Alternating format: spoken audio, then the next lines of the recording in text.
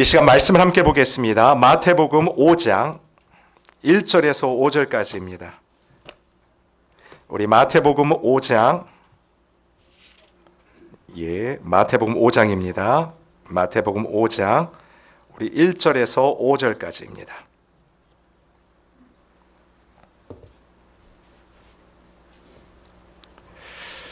우리 마태복음 5장 1절에서 5절까지 한 절씩 교독하시고 마지막 5절은 합독하겠습니다. 제가 먼저 1절 읽습니다. 예수께서 무리를 보시고 산에 올라가 앉으시니 제자들이 나온지라. 입을 열어 가르쳐 이르시되 심령이 가난한 자는 복이 있나니 천국이 그들의 것이며 애통하는 자는 복이 있나니 그들이 위로를 받을 것이며. 함께 읽겠습니다. 온유한 자는 복이 있나니 그들이 땅을 기업으로 받을 것임이라. 아멘. 이 시간 앞뒤 좌우로 말씀을 듣기 전에 우리 함께 인사하시죠. 잘 오셨습니다. 반갑습니다. 여러분, 일주일의 삶도 여러분 염려 없으신 그 믿음으로 살아내셨습니까? 아멘. 맞아요. 저도요, 일주일의 삶 속에 정말 하나님 염려하지 말라고 했지. 그래서 염려가 치고 들어올 때마다 더 기도하고 엎드리는 그런 일주일의 시간을 보냈습니다. 근데 이런 하나하나의 삶을 우리 하나님께서 우리 삶 속에서 하나둘 장착하게 하시고 그 모습을 통해 하나님의 길을 걷게 하신다고 분명히 믿어요. 특별히 믿음으로 시작했던 이 2025년도가 이제 뿌린 씨앗들을 거두는 열매 계절을 우리가 맞이하지 않았습니까? 근데 우리 인생의 어떤 순간에도 꼭 맺어져야 되는 열매가 있다면 바로 온유의 열매가 아닌가 싶습니다. 혹시 여러분들이 살면서 참 나는 온유한 사람이다 라는 그런 말 들어보신 적 있으십니까? 아니면 누군가를 향해 당신은 참 온유합니다 라는 그런 이야기를 해보셨어요? 오늘 이 온유가 무엇인지, 왜 우리 가운데 우리 삶 속에서 이 온유가 꼭 필요한 열매인지를 우리 말씀을 통해서 함께 상고해 보도록 하겠습니다. 여러분, 어떤 기관에서 이런 설문조사를 했어요. 직장 생활에서 가장 어려운 점이 무엇일까? 만약 여러분들 지금 직장 생활하고 계신 분들 참 많이 있지 않습니까? 사업을 경영하시는 분도 있고 거기서 코어커로 일하시는 분들도 있고, 실은 여러분들이 일을 하시면서 가장 어려움 느끼는 게 뭘까요? 만약 회사를 떠나게 된다면 가장 큰 이유가 뭘까요? 재정적인 부분도 있고 여러 가지 문제가 있겠죠. 근데 설문조사 가운데 수위를 차지한 답이 이거였어요. 인간관계의 어려움이다 라는 겁니다. 여러분, 직장 동료하고도 문제가 있고 상사하고도 어려움을 겪을 수 있어요. 근데 결국 내가 떠날 수밖에 없는 이유가 그런 인간적인 관계의 어려움이 큰 이유라는 것입니다. 여러분, 선교사님들의 사역을 쓴 책이 있어요. 잃어버리기에는 너무 소중한 사람들. 그 책이 있는데 이 책에 보면 선교사님들이 겪는 어려움들을 자세히 적어놨습니다. 보통 선교사님들은 이제 그 콜링을 받고 어떤 지역이라든지 어떤 사역에 대해서 일정 시간을 약정하고 그곳으로 들어가 복음을 전하지 않습니까? 그런데 많은 선교사님들이 그 사역의 현장 가운데 약속했던 임기를 다 채우지 못하고 돌아오는 경우들이 있다라는 거예요. 그래서 그것을 조사해 보니까 재정적인 문제 때문에 돌아오시는 분도 있고 어떤 분은 건강 때문에 돌아오는 분도 있대요. 근데 가장 많은 이유가 뭐냐면 그곳에서 동료 선교사님들과의 이 관계의 어려움 때문에 약속했던 그 임기의 시간을 다 채우지 못하고 돌아올 수밖에 없는 이런 인간관계의 어려움을 토로해놓은 책도 있습니다. 근데 여러분, 이런 이야기를 들으시면 이건 누구의 이야기가 아니지 않습니까? 실은 저와 여러분의 이야기가 아닙니까? 우리는 혼자 살 수 없기에 더불어 사는 바로 이런 상황 속에서 우리 역시 가장 어렵게 느끼는 숙제가 있다면 바로 인간관계의 문제가 아닐까 싶어요. 여러분이 몸담고 있는 직장과 여러분이 일하고 있는 일터, 여러분이 만나는 그런 사람들과의 관계, 심지어 여러분의 가족 안에서도요. 그리고 더 나아가서 우리가 하나님의 거룩한 공동체로 살아가는 이 교회에서조차 가장 어려운 점을 꼽으라고 한다면 생각해 보면 인간관계가 제일 어렵다라고 이야기하지 않겠습니까? 그래서 여러분, 시중에 보면요, 이런 인간관계를 다룬 책들이 굉장히 많이 있어요. 그 중에서 참 인사이트 있게 공감이 되는 책들도 몇 가지가 있습니다. 대표적인 책이 데일 카네기가 쓴 인간관계론이라는 책이 있습니다. 혹시 읽어보신 분들도 계실 거예요. 이 책에 보면 왜 인간들 사이에서 이런 관계적인 어려움이 있는가, 실은 그 본질들을 파악하면서 참 동의가 되는 부분도 있는 책입니다. 이 책에서 이런 부분을 지적해요. 어떤 공동체 안에서 어떤 사람의 잘못을 보면 그것을 지적할 때도 있고 비판할 때도 있고 때로는 핀잔을 줄 때도 있죠. 그리고 여러분, 권면을 할 때도 있지 않습니까? 그러니까 이게 직장뿐만이 아니라 교회 안에서도 있을 수 있고 여러분의 가정에서도 그 일들이 있을 수 있어요. 여러분, 왜 이런 지적들을 하고 왜 이런 권면들을 할까요? 아주 단순하게 생각하면 이거예요. 혹시 핀잔을 잘하는 남편들 계시면 우리 아내들 한번 물어보세요. 남편한테 왜 이렇게 지적하고 왜 이렇게 핀잔하냐? 그럼 나오는 답이 뭔지 아십니까? 100 중에 100은 이거예요. 다 당신 위해서 그런다고. 그렇잖아요. 당신 어디 가서 욕먹으면 안 되니까 당신 다 잘 되라고 이 얘기를 하는 거라고. 근데 여러분, 경험상 그런 지적이나 그런 권면들이 문제 해결에 도움이 되던가요? 되지가 않아요. 근데 그 부분을 성경적으로 파헤쳐 놓은 책이 있어요. 이 부분을 이렇게 이야기를 합니다. 대부분 많은 사람들이 어떤 사람들의 실수를 보고 그리고 지적하는 부분을 보고 지적을 하거나 그리고 권면을 할 때 실은 우리 깊은 내면 속에 쾌감을 누린대요. 더 엄밀하게 말하면 자기 만족을 누린다라고 합니다. 그러니까 같이 지내는 저 사람이 실수를 하고 잘못을 하면 그것을 지적함을 통해 어떤 만족을 누리냐면 나는 그래도 당신보다는 괜찮은 사람입니다. 이거예요. 카톡 흘리네요. 예, 바로 이거예요. 그러니까 그 사람의 잘못을 지적하면서 그래도 나는 당신보다 배럴한 사람입니다. 이것을 은근히 즐긴다라는 것입니다. 그때 여러분 생각해 보세요. 그런 은근히 즐기는 마음을 가지고 상대방을 향해서 지적을 하거나 권면을 할 때 상대방에게 그 진심이 닿을까요? 전혀 닿지가 않죠. 여러분, 우리들은 그것을 단번에 알아요. 우리는 영적이기 때문에 상대방이 어떤 마음을 가지고 이 얘기를 하는지를 여러분이 대번에 알지 않습니까? 그러니 그 얘기를 주고받을 때 이 관계가 회복이 되는 게 아니라 더 어려움을 느낄 수밖에 없다라는 거예요. 지적하는 사람뿐만 아니라 그 지적을 당하는 사람도 이 안에 나는 그래도 당신보다 낫다라고 하는 내 자의식이 발동이 된다라는 거예요. 여러분, 그렇기 때문에 오늘 내가 어떤 존재인지를 성경적으로 정확히 밝히고 있는 이 본문이 그래서 의미가 있다라는 것입니다.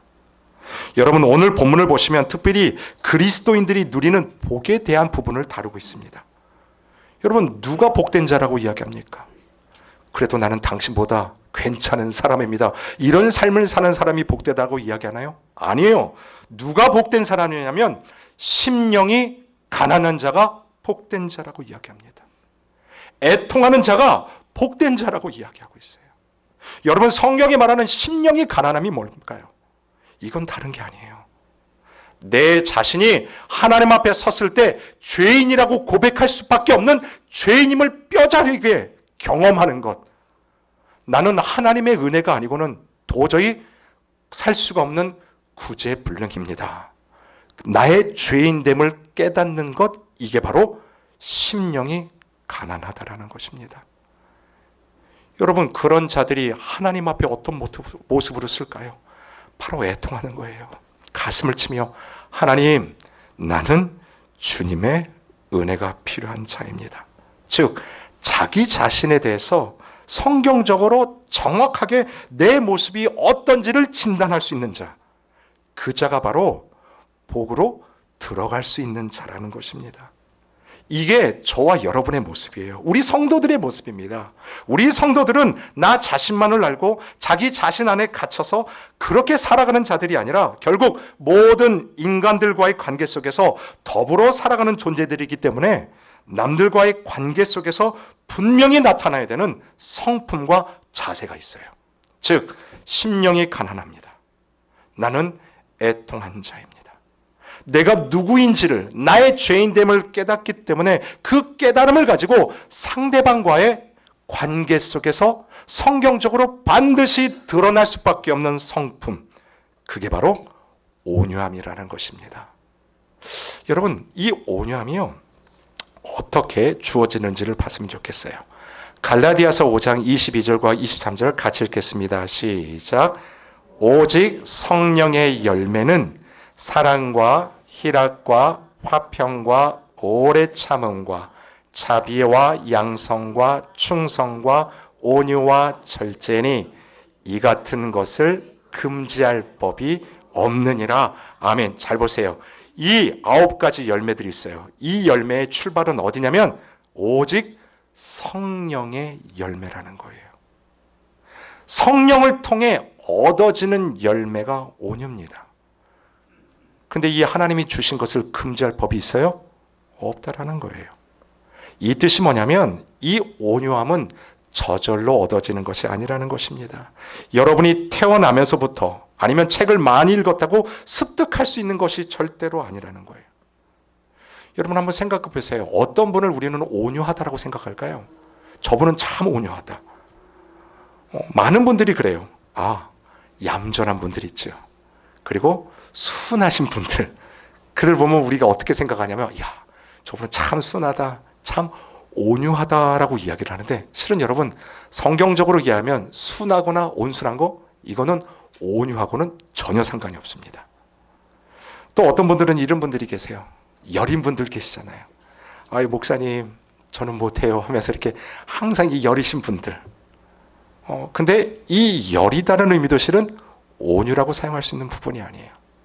심지어 더 나가서 우리가 착한 분들 보면 저분은 참 온유하다, 그래서 저 사람은 착한 사람이다, 이거를 저 사람은 온유한 사람이다, 이렇게 치환해서 부를 수가 없는 단어예요. 그렇다면 오히려요, 이 온유라는 말은 이렇게 쓸 수가 있습니다. 이게 시편 37편 11절에 나오는데 같이 한번 읽어볼까요? 시작. 그러나 온유한 자들은 땅을 차지하며 풍성한 화평으로 즐거워하리로다. 아멘. 잘 보세요. 이게 오늘 마태복음 말씀과 연결이 돼요. 온유한 자들은 뭘 차지해요? 땅을 차지하는 자들인데 왜 땅을 차지하는지 그 이유를 밝히고 있어요. 왜냐하면 온유한 자들은 풍성하기 때문에 그래요. 여러분, 이 온유의 뜻이 바로 풍성하다라는 뜻입니다. 근데 이 풍성하기 때문에 얻어지는 결과가 뭐냐면 이 풍성함을 통해서 나한테 어떤 상황과 어떤 환경과 어떤 일들이 오더라도 내가 가지고 있는 이 풍부함 때문에 거기에 매이지 않는 거예요. 그래서 매이지 않고 결단할 수도 있고 매이지 않고 생활할 수 있는 능력, 실은 그게 바로 온유함이다라고 이야기를 합니다.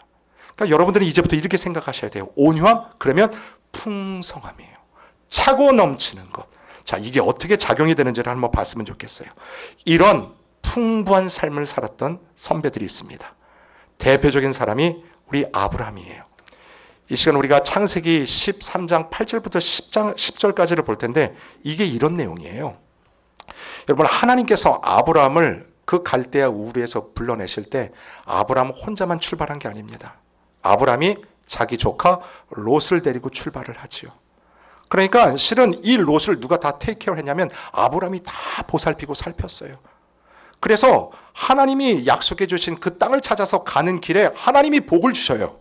그래서 아브라함도 자기의 가산과 자기의 소와 양들이 막 풍성해지기 시작하고 롯도 동일한 은혜를 받습니다.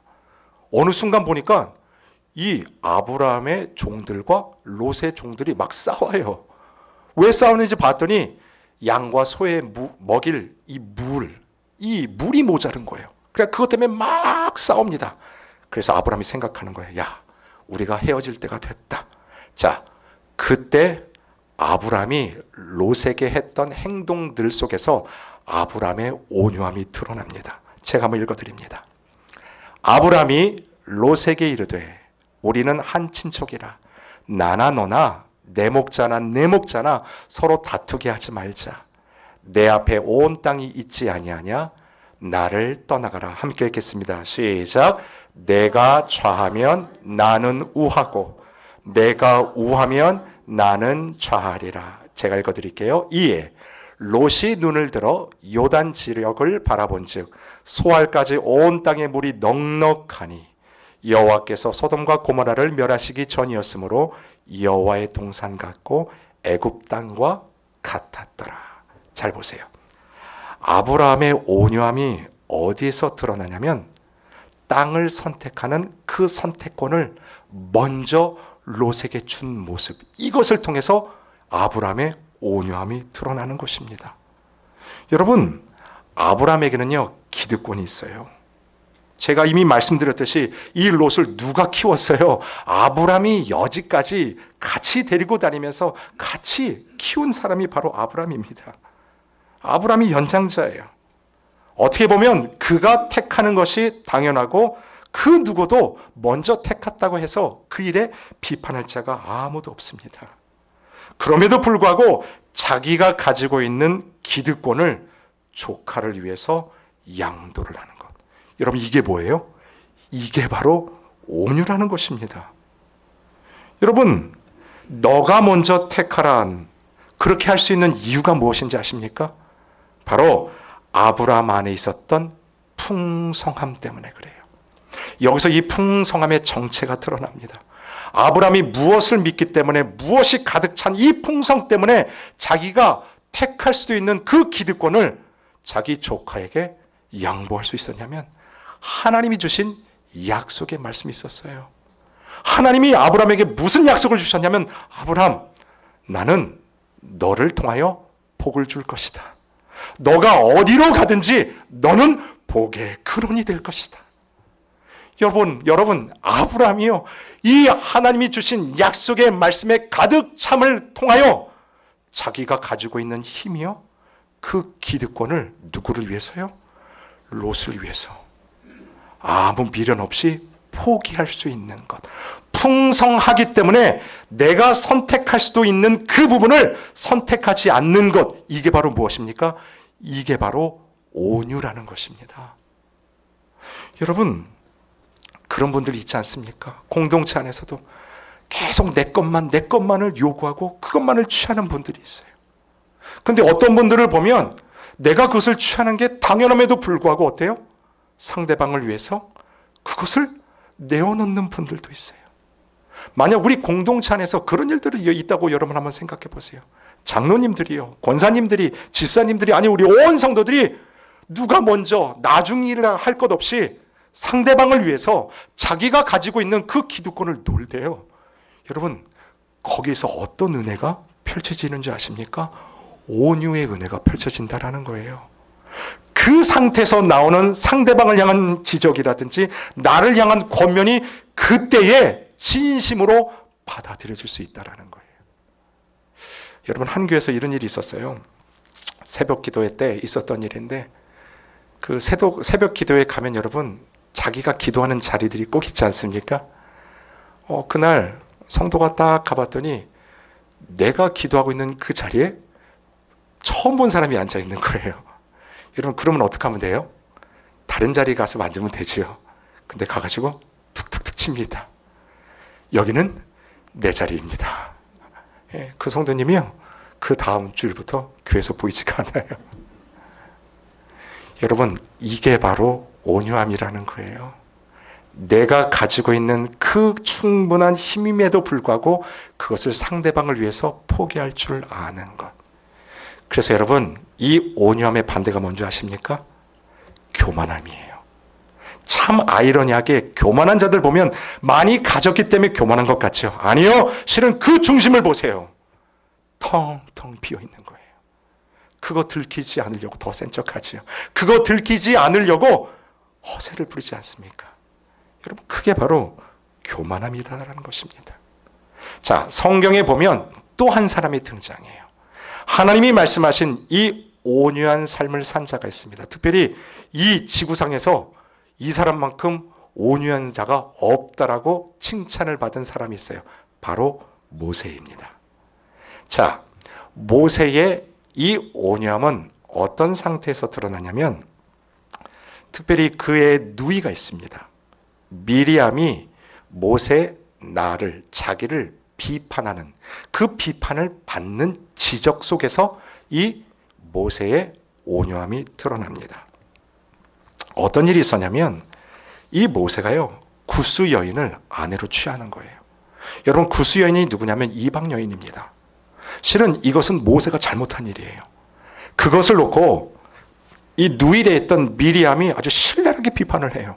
그러니까 모세도 여러분 리더자로서 실수할 수 있지 않습니까? 잘못할 수 있어요. 그러면 그 잘못이 지적이 들어왔을 때 그 지적을 받는 게 당연합니다. 그러니 모세도 그 지적을 달게 받고 있는 거예요. 그런데 성경을 보시면 이 누이 미리암이요 너무너무 앞으로 나가는 거예요. 너무너무 그 선을 넘는다고 하죠. 그걸 넘어서 비판과 그리고 핀잔뿐만 아니라 힘들게 하는 일을 하는 거예요. 그랬더니 보다 못한 하나님이 이 미리암에게 문둥병을 주십니다. 여러분 보세요. 만약 여러분이 모세의 입장이라면 이 장면을 어떻게 해석하실까요? 이야, 그거 참 쌤통이다. 혹시 그런 생각 가지고 계신 분들 안 계실까요? 나를 그렇게 힘들게 했던 자가 어느 날 들려오는 소식 보니까 참 힘들대요. 그러면 드러내놓고 말하지 못하지만 이 마음속에 느끼는 마음은 뭐예요? 야, 그래, 고소하다. 그런 생각 하실 수도 있지 않습니까?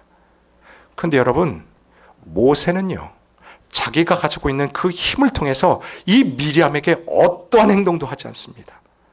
반대로 오히려 자기를 향하여 불평하고 자기를 향하여 비난하는 그 자들을 향해서 기도하는 자, 그 자가 바로 모세였다라는 거예요. 그래서 하나님이 모세를 보고 뭐라고 칭찬하시냐면 너는 이 세상에 있는 모든 사람들보다 온유함이 승하다라고 이야기를 하십니다. 여러분 어떤 일이 있었냐면 이 모세가 출애굽한 이스라엘 백성들을 데리고 가나안 땅으로 가는 길 아닙니까? 이 이스라엘 백성들은요 기회만 되면 이 모세를 돌로 쳐 죽이려고 했던 자들입니다. 비난했고 비판한 자들이었어요. 하나님의 명령에 따라 이 모세가 십계명을 받으려고 시내산에 올라가지 않습니까? 그런데 받아서 내려오니까 이 안에서 난리가 난 거예요.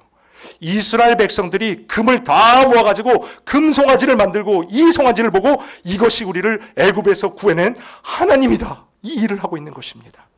하나님이 도와주셨어요. 그래서 하나님이 모세에게 말씀하십니다. 모세야, 이거는 도저히 안 되겠다. 내가 저들을 다 멸하겠다. 너와 나와 다시 시작하자. 아니 모세가 자기 힘으로 어쩌겠다는 얘기가 아니라 하나님께서 그 일을 대신 해 주시겠다고 지금 얘기하는 겁니다. 그때 모세가 그 하나님에게 이렇게 기도하는 거예요. 같이 읽습니다. 시작.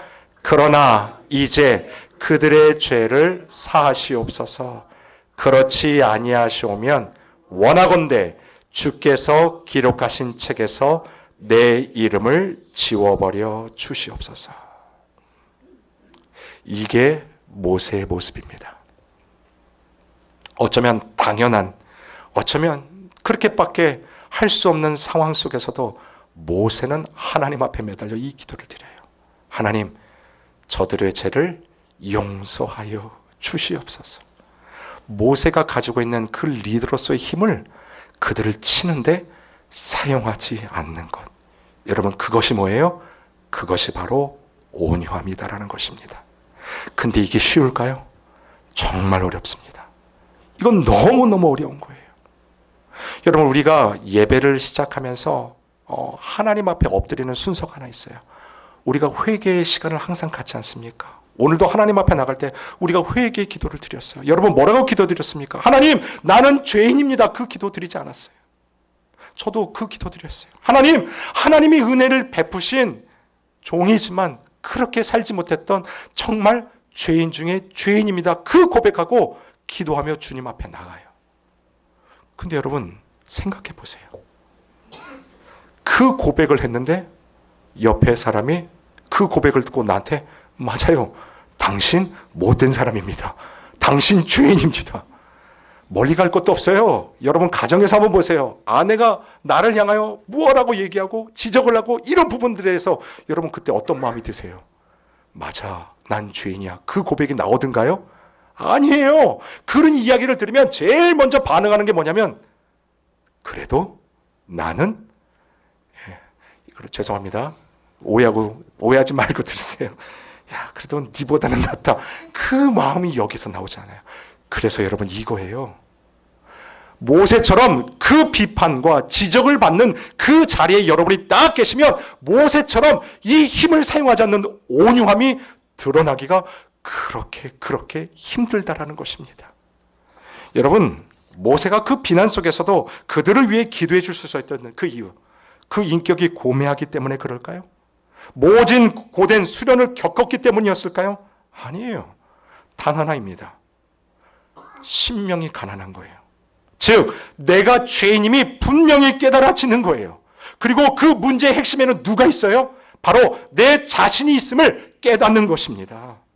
그 심령의 가난함과 애통의 복이 무엇인지 깨닫기 때문에 거기서 우러나오며 상대방을 향한 대인관계 속에서 하나님이 나에게 주신 성령의 은혜요, 하나님이 주신 은혜로 말미암아 나올 수밖에 없는 것, 그게 바로 온유함이라는 것입니다.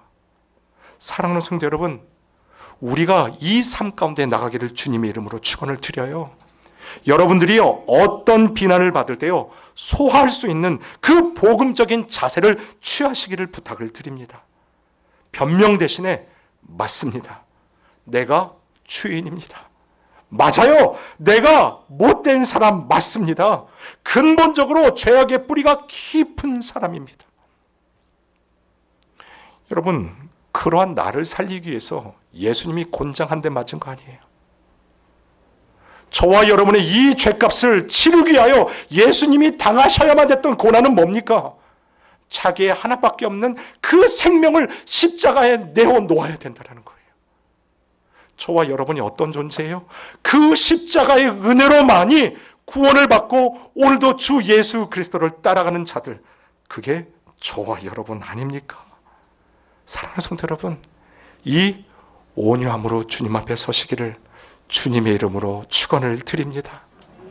그럴 때 하나님이 주시는 축복이 있어요. 오늘 본문이 말하죠. 온유한 자는 무엇을 기업으로 받습니까? 땅을 기업으로 받을 것이다. 여러분, 이게 무슨 의미일까요? 온유한 자에게는 하나님이 땅을 기업으로 주신대요. 땅 부자가 되라는 뜻일까요? 여러분, 유대인들에게 있어서 이 땅의 개념은 사고 파는 개념이 아닙니다. 우리가 잘 알고 있는 것처럼 여호수아가 가나안에 가가지고 그 땅을 정복하지 않습니까? 그리고 무엇을 뽑아요? 제비를 뽑아서 하나님이 나눠주신 대로 분배를 합니다. 그래서 유대인들에게 있어서 이 땅은 사고 파는 땅이 아니라 하나님이 나에게 주셨다 해서 기업이라고 부르는 거예요. 하나님이 나에게 주신 기업이다. 자, 그렇다면 하나님이 나에게 주셨어요. 그럼 이건 누구 거예요? 하나님의 것이죠. 그러면 이 하나님이 주셨기 때문에 이 통치함이 누구한테 있다는 이야기가 되냐면 결국 하나님께서 통치하십니다. 그 뜻이 된다라는 것입니다. 여러분, 이 온유함을 장착하는 자들에게 하나님이 주시는 은혜가 뭐냐면 하나님의 통치하심, 하나님의 함께하심, 하나님의 그 모든 것들이 이미 당신의 백성 가운데 여러분에게 주어졌다. 실은 그 의미로서의 땅을 기업으로 받는다라는 거예요. 이게 얼마나 대단한 거냐면 하나님의 것이 누구의 거예요? 내 거라는 거예요. 하나님의 그 모든 것이 내 거라는 것입니다. 그러니 거기에서 무엇이 채워지냐면 풍부함, 충족함이 채워진다라는 거죠. 그래서 여러분, 성경이 말하는 이 채워졌다, 충족하다는 것은 양의 개념을 이야기하는 것이 아닙니다. 이건 물질을 이야기하는 게 아니에요. 누가 내 안에 계시다라는 얘기예요? 그렇죠. 모든 것의 근원에 내신 하나님께서 지금 내 안에 계시다라는 거예요. 그 하나님으로 충만하다라는 뜻이 땅을 기업으로 받는다라는 정확한 의미입니다. 여러분, 이럴 때 우리 삶 가운데 어떤 일이 벌어지는 줄 아십니까? 함께 읽겠습니다. 빌립보서 시작. 내가 궁핍함으로 말하는 것이 아니니라. 어떠한 형편에든지 나는 자족하기를 배웠노니 나는 비천에 처할 줄도 알고 풍부에 처할 줄도 알아 모든 일 곧 배부름과 배고픔과 풍부와 궁핍에도 처할 줄 아는 일체의 비결을 배웠노라. 내게 능력 주시는 자 안에서 내가 모든 것을 할 수 있느니라. 아멘. 가게나 일터에 가보면 이 구절이 항상 있어요. 어떤 구절이 있냐면 내게 능력 주시는 자 안에서 내가 모든 것을 할 수 있다. 여러분, 우리의 관심은 다 어디에 있는 줄 아세요? 내가 모든 것을 할 수 있다. 실은 여기에 관심이 있어요. 근데 여러분, 여기에 관심이 있기 전에 이것이 가능할 수 있는 이유가 있어요. 그 앞에를 보세요. 내게 능력 주시는 자 아니라는 거예요. 그 주님 안에 내가 있음이 확인되어질 때 여러분, 내가 모든 것을 할 수 있다라는 그 고백이 나온다는 것입니다. 이것은 여러분이 많이 배웠고 여러분이 많이 가졌기 때문에 나올 수 있는 고백이 아니에요. 누구 때문에 나올 수 있는 고백이에요? 그렇죠. 살아계신 하나님이 내 안에 풍성함으로 자리 잡았기 때문에 나올 수 있는 고백이 바로 이거예요. 그러니 예전에는 세상적인 잣대로 가져야 당당해졌고 남보다 더 앞서가야 자신 있지 않았습니까? 그런데 그 온유함이 성령의 은혜로 내 안에 딱 자리 잡으면서 내 삶이 달라지기 시작했어요. 이제는 부하든지 궁하든지 약하든지 강하든지 심지어 내가 병중에 있든지 건강하든지 어떤 형편에도 요동하지 않는 일체의 비결이에요. 일체의 비결이란 것은 주님이 나와 함께 계시다는 그것. 그것을 통해 내가 만족함을 배운다는 것입니다. 나를 보면요, 속이 좁아 좁쌀만 하고 속이 터질 수밖에 없는 자인데 예수 안에서 나를 바라보니 확 시야가 넓어지는 거예요. 이 안에 하나님의 은혜를 담고도 넘치는 넓은 가슴 그릇이 있다는 것이 깨달아지는 겁니다. 여러분이 그러니 남보다 더 크고 더 많고 더 가졌다고 해서 그것으로 여러분 자고하지 말라는 거예요. 반대로 남보다 갖지 못했다고 해서 기죽지도 말라는 것입니다. 왜요? 저와 여러분에게는 하나님의 자녀됨의 권세요. 이 안에는 하나님으로 가득 차 있기 때문이에요. 여러분, 이게 바로 온유함이라는 것입니다. 하나님의 모든 것이 내 것이라는 풍부함, 그 속에서 나오는 당당함, 자유함, 그것이 온유함이에요. 여러분, 가끔씩 제 아들이 저를 쇼핑몰로 데려갈 때가 있어요. 요즘에 대학교 가가지고 얘가 이제 파트타임을 해요. 그래서 웬만한 거는 자기가 이제 받은 돈으로 다 이제 생활을 하더라고요. 필요한 것 자기가 파트타임이란 걸로 이제 사고 뭐 하는데 가끔씩 저하고 제 아내를 쇼핑몰로 데려갈 때가 있어요. 어떤 때일까요? 그렇죠. 자기가 있는 돈으로는 살 수가 없는 거예요. 모자르거나. 그래도 고마운 거는 그래도 아빠 엄마에게 뭘 사야 되는지는 알고 허락을 받아야 되니까 저를 데리고 가는 거 제가 알아요. 그럼 제가 따라가 줍니다. 그럼 막 당당하게 앞장서서 가요. 그리고 어떤 가게에 딱 들어가가지고 딱 골라요. 그리고 저한테 딱 내밀어요. 그러면서 하는 말이 뭔지 아세요? 계산하세요. 계산하세요. 그럼 제가 우스갯소리를 그래요. 야, 네가 나한테 뭐 돈 맡겨놨냐? 그러면 제 아들이 명언을 했어요. Your money is my money. 아버지 돈이 내 돈입니다.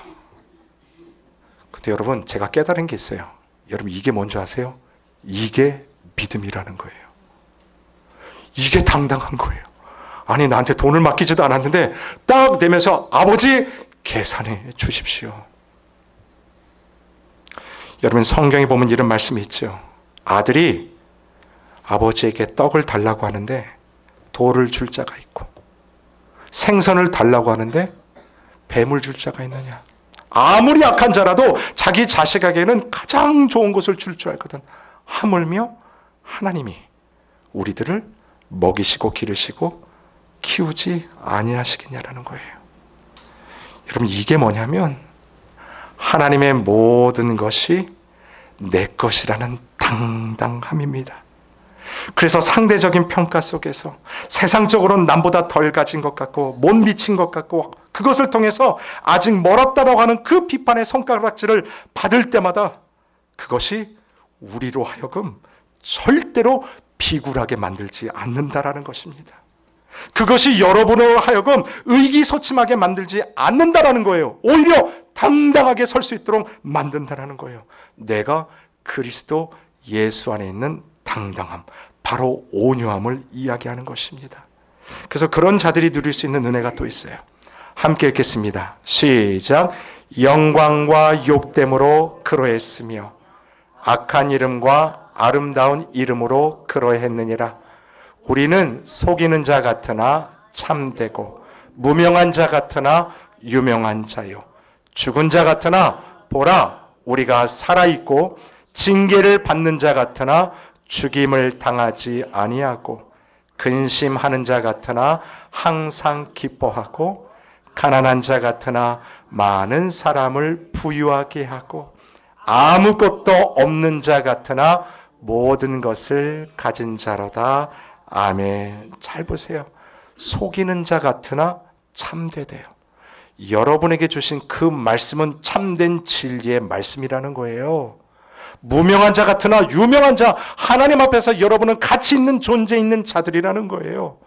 죽은 것 같죠? 아니요. 여러분은 예수 그리스도의 십자가의 그 피 흘림으로 인하여 구속을, 그 은혜를 받은 자들이에요. 그것으로 징계를 받지 않는 자들이라는 것입니다. 여러분 근심이 쌓여 있나요? 아니요. 항상 기뻐할 수 있는 자예요. 여러분이 없는 것 같은 가난한 자라고 느끼십니까? 아니요. 여러분은 이미 부유하다라고 성경은 이야기해요. 왜요? 모든 것을 가졌기 때문에 그래요. 이 모든 것이 누굽니까? 바로 살아계신 예수 그리스도예요. 그 예수 그리스도를 저와 여러분이 오늘도 소유했기 때문에 이 모든 삶 속에서도 당당함으로 일어설 수 있는 그 온유함을 저와 여러분에게 허락하셨다라는 것입니다. 말씀을 맺겠습니다. 힘들고 어려운 분들 많이 계실 거예요.